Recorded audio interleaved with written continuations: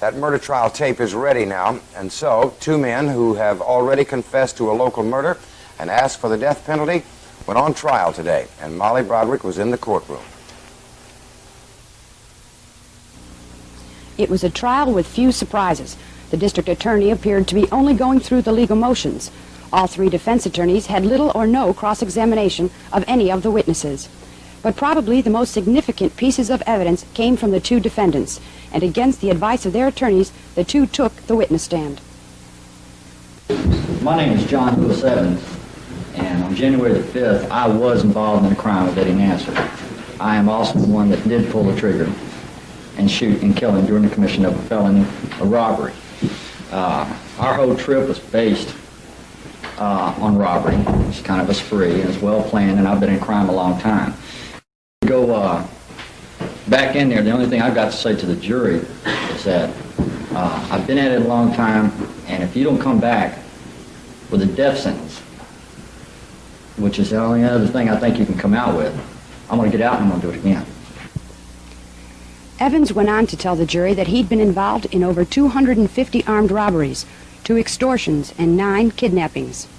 Then Ritter took the stand, and he too admitted everything.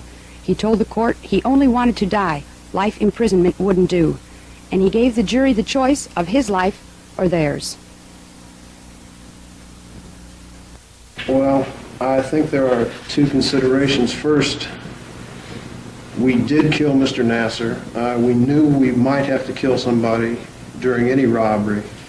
We had discussed it before. If anybody went for a gun, that's what was going to happen. We did kill him, so really the only thing you can come back with is the death penalty. And the other consideration is that if you give me life, if I got life imprisonment, I could get out in 10, 15 years. And when I got out, I know where everybody on the jury lives, and I wouldn't appreciate being in prison for 10 or 15 years, so I think I would have to come after you.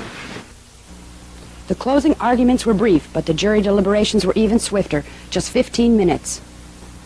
This is in the case of John Lewis Evans III. We, the jury, find the defendant guilty as charged in the indictment and fix his punishment of death by electrocution. J.W. Trammell, foreman. Read me the verdict in Mr. Ritter's case. This is in the case of Wayne Eugene Ritter. We, the jury, find the defendant guilty as charged in the indictment and fix his punishment of death by electrocution. J.W. Trammell, foreman. Today's verdict will be considered by some a landmark.